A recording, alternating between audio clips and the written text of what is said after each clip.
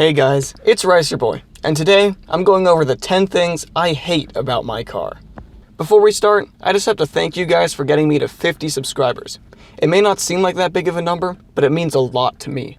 And because of that, I'm thinking that for 100 subscribers I can do a giveaway to give something back to all of you guys for helping me get to this point.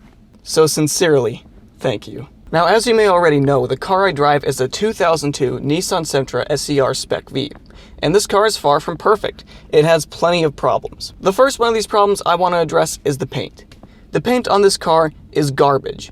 Originally dubbed as Aztec Red, this paint has not spent its 15 years happily. As you can see, the sun has caused it to bleach, lose its clear coat, and just become awful. You can literally see the bare metal and rust spots on the hood whenever it gets wet enough outside. The paint of this car just hasn't stood the test of time, and I think because of that there's definitely plenty of mods I'm going to do in the future to help solve that issue. Number 2 has to go to the shift linkage of this car.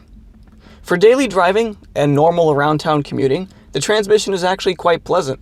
Since the revs hold a bit between each gear, that means that you can actually shift quite smoothly and you have plenty of time to do it. The gears are nice and notchy, and the shift lever is actually quite responsive.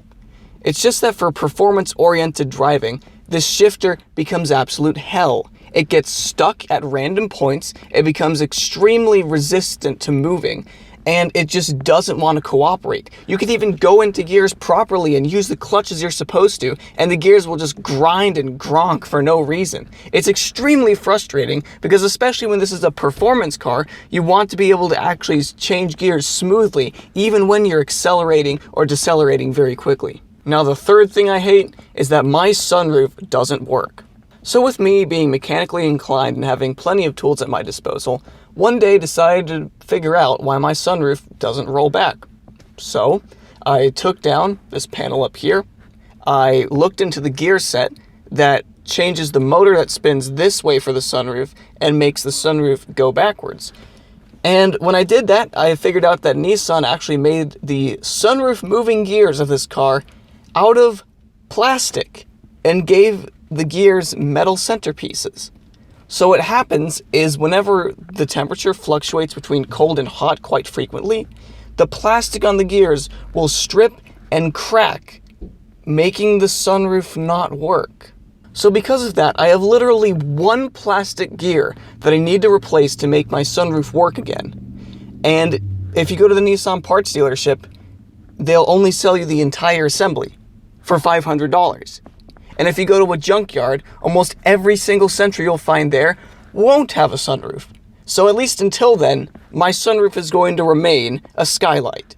The fourth thing I hate about this car is the gas mileage. When it comes to the gas mileage I get in this car, it's about 23 miles per gallon tops in city driving. Now, by today's standards, what would that equate in terms of cars? Well, the Ford Focus RS gets roughly the same fuel economy in daily driving. Same for a Volkswagen Golf R if you try. Basically, when it comes to how fast this car is, the fuel economy is garbage. And you want to know another thing that's nice? It only takes premium. So the fifth thing I hate is that this car has a really long hood. Whenever you buy any compact car, you expect it to have tight handling and be very maneuverable in parking lot situations. This car, on the other hand, is not. With its bulbous front bumper and its large engine ahead of me, I don't have much perspective of how long the hood really is. I've had situations where I've scraped the bottom of the bumper on curbs and have not really known exactly how large the car is when driving. And the thing is, I'm not even a bad driver. I'm a really good driver, yet even I can't understand why Nissan would make the proportions of this car so ridiculous as to why I can't see the end of the hood and why I have to do guesswork whenever I'm parking. For the sixth thing I hate, the rear wheels of this car are hella sunk. If you don't know what that means, let me put it into perspective. This is the end of the body of the car. This is the wheel. It looks awful. See, the only way I can fix that is by getting wheel spacers or by getting new rims entirely with higher offset, which does affect the suspension geometry and other aspects of the car. However, if I want to fix that awful mess back there, that's something I'm gonna have to do. The seventh thing I hate is that the driver's seat of this car is torn. So you may not even be able to see it on video, but right over here, there's actually a pretty sizable slit in this seat. See, if it were like the rest of the interior of this car, it would be a black mesh with this red fiber under it. However, in this situation, it's completely torn and you just see the red fiber. Fortunately, I was able to suture this up by sewing it together myself, but if it weren't for that, you'd be able to see the base of the seat, which isn't black or red. Even though this car is 15 years old, it's still annoying to me that I have this slight aesthetic qualm that can only be fixed by buying a new $500 seat.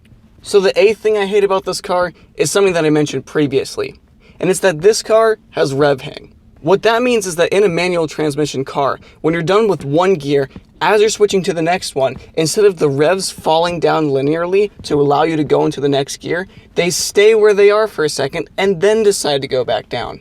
At least in this car, with it being my first manual car that I've driven, the car that I learned on, and also a car that I want to drive smoothly, it's extremely frustrating. It's really frustrating for me because whether I'm trying to drive for smoothness or efficiency, or for performance and harsh shifts, I can never figure out if the revs are going to fall or if they're going to stay. But because this car has an early iteration of electronic throttle, it decides what it wants to do, and I have to put up with it. The 9th thing I hate about this car are the motor mounts. In this car, the engine moves so much, you can literally feel it in the cabin of the car. For high RPM driving and even daily commuting, the engine shifts around whenever it wants to, and it's really frustrating. In fact, the engine moves around so forcefully, it's broken my intake not once, but multiple times. It was even so bad that the first video I put on this channel was me fixing my intake after one stationary part was ripped apart from a moving part of the intake when the engine rocked back. Even after that, when I was trying to mount the intake in multiple areas to keep it held up, it's broken off because of the force of the engine moving back and forth. This is an annoying issue, but it's cheap to mitigate by either getting motor mount inserts made out of polyurethane or by just putting window weld in the stock motor mounts. But until then, my engine will do whatever the hell it wants to. And so for the 10th and last thing I hate about this car is my power steering leak. Now for a good amount of leaks for power steering, they can be fixed easily by fixing one hose or even just a couple of hose clamps. But for me, my entire system is leaking. My high pressure line is leaking. My low pressure line is leaking, and even the steering rack itself is leaking from both sides. Not only am I going to have to pay for $700 in parts, $500 for the rack, and $100 for each hose, but even getting someone to change out the steering rack, which I'm not going to do myself, is going to cost another $200. For a 15-year-old car, doing an entire overhaul of the power steering is a little bit ridiculous if you ask me.